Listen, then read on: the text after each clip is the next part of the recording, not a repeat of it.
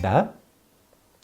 그렇게 출처 카테고리까지 보고 나면 그 다음에는 어떤 질문을 해야 된다라고 나란다 대학에서는 이야기하냐면 이 논전을 공부했을 때 얻는 이익이 무엇인가? 이걸 봐야 된대요. 이익이 무엇인가? 거기에 대해서는 입보살행론에서 뭐라고 이야기를 하시냐면 이 논전은 철저하게 보리심에 들어가는 문, 그리고 보리심의 완성에 이르는 문을 논하고 있다. 이렇게 이야기를 하기 때문에 이 논전을 공부하면 첫 번째로는 발보리심 할 수 있고요. 보리심이라고 하는 게 무엇인지 알아서 그것을 원해서 그 마음을 일으킬 수 있고요. 두 번째는 그 마음을 완성하기 위해 실천하는 행보리심의 실천을 할 수가 있고요. 왜냐하면 보리심의 완성인 육바라밀을 가장 자세하게 논한 논전 중에 하나가 이 입보살행론이기 때문에 어떻게 육바라밀을 실천해야 되는지가 쭉 나와요.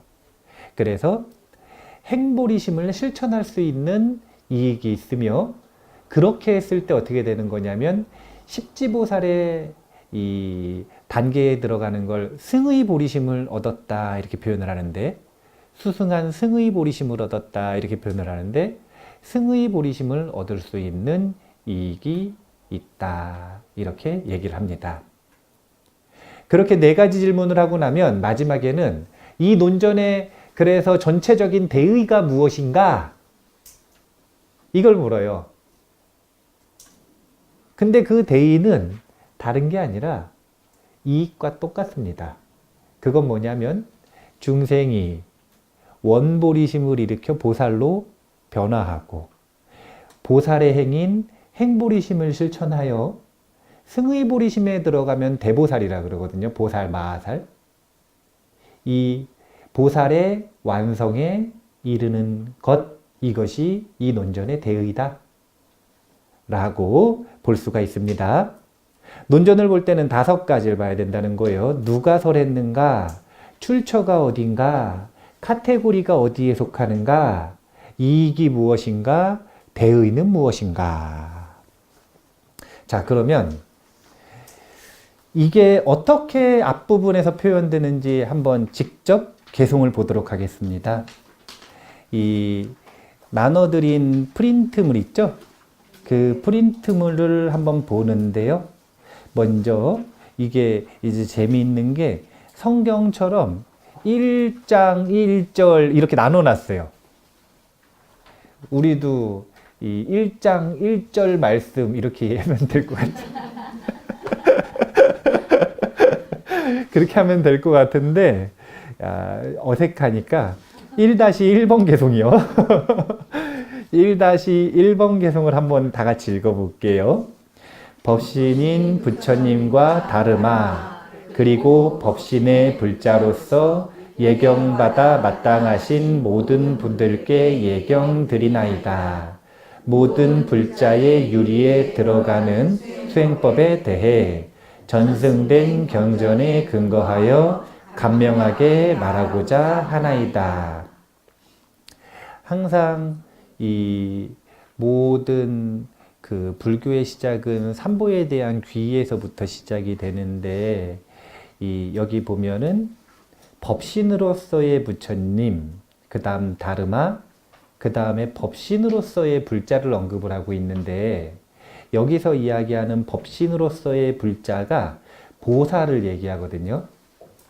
그러면 여기 이 보살은 관세음보살이나 문수보살처럼 대보살을 얘기하는 걸까요? 아니면은 보리심을 일으킨 존재를 얘기하는 걸까요? 아니요. 대보살만 하는 것도 아니고 그렇다고 보리심을 일으킨 존재를 모두 얘기하는 것도 아니에요. 어떻게 얘기하는 거냐면 일단 대상을 먼저 얘기했어요. 법신인 부처님은 명확하죠. 다르마도 명확하죠.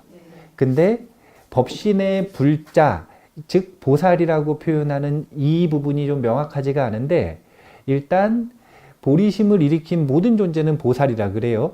그 중에서 걸름막 역할을 하는 문장이 하나 있는데 여기 이렇게 나옵니다. 예경받아 마땅하신 모든 분들께,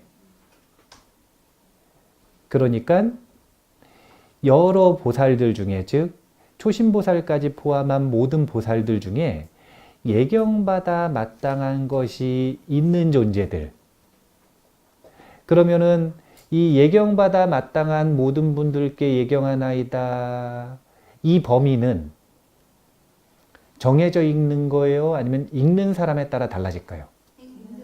읽는 사람에 따라 달라지겠죠. 그 사람의 수준이나 그 사람의 관점에 따라 달라지겠죠. 누구는 이 보현의 관점을 가지고 있으면 일체 모든 존재는 더 이상 갖출 것 없이 이미 부처님이다 라는 관점을 가지고 있으니까 보살뿐만이 아니라 보리심을 일으키지 않은 중생에게도 예경을 하겠죠. 관점에 따라 틀린 거예요. 근데 누구는 이 개념이 딱 명확해요. 그래서 대보살과 초신보살과 이 작신보살과 여러 보살들이 전부 다 격이 있는 거예요. 그럼 그 중에서 자기 관점에 따라 예경받아 마땅한 존재와 그렇지 않은 존재가 있겠죠. 예. 그래서 지금 삼보에 귀의하는 대상의 범위를 잘 보시고 이 자기가 어떤 대상들에게 귀의하는가를 보셔야 되는데, 일단은 귀의에 대한 이야기를 하기 전에 이 부분을 먼저 볼게요. 여기 보면은 이 출처가 좀 명확히 나옵니다. 그게 뭐냐면 이 논전은 어디서 결집됐대요? 그거는 제가 한 이야기고, 여기 지금 계속 원문 속에 전승된 경전에 근거했다 그러죠? 예, 전승된 경전에 근거했다. 이제 이 샨티데바 보살이 약 700년대에 살으셨거든요. 그러니까 6세기요, 7세기요. 그러면 8세기?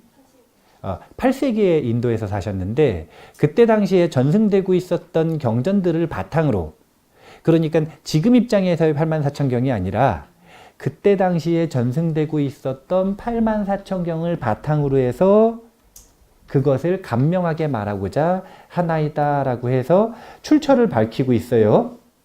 그 다음에 이 목적 부분을 먼저 좀 볼게요.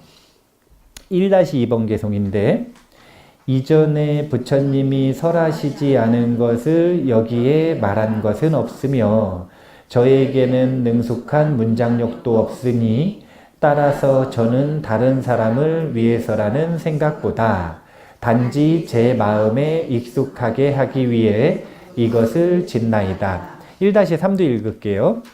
제가 이것을 지음으로써 선업을 행하려고 하는 저의 신심과 깨달음이 증가하고 저와 선연이 같아 함께하는 사람들도 이것을 본다면 이익을 얻게 될 것이나이다. 이 1-3번에 보면 이익과 대의가 나옵니다. 제가 이것을 지음으로써 어떤 이익이 있는가? 스스로에게는 선업을 행하려고 하는 신심과 깨달음이 증가한다. 이렇게 되어 있죠.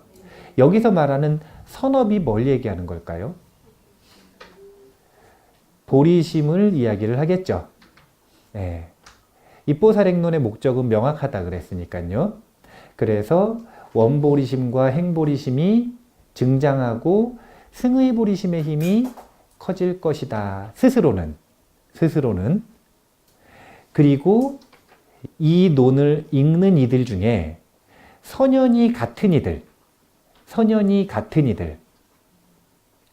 이들은 이것을 본다면 이익을 얻게 될 것이다. 여기서 말하는 이익이라 함은 본인이 지었을 때 이야기하는 이익인 원보리심, 행보리심, 승의보리심을 얻는 이익인데 그걸 근기에 따라 얻게 된다 라는 거죠.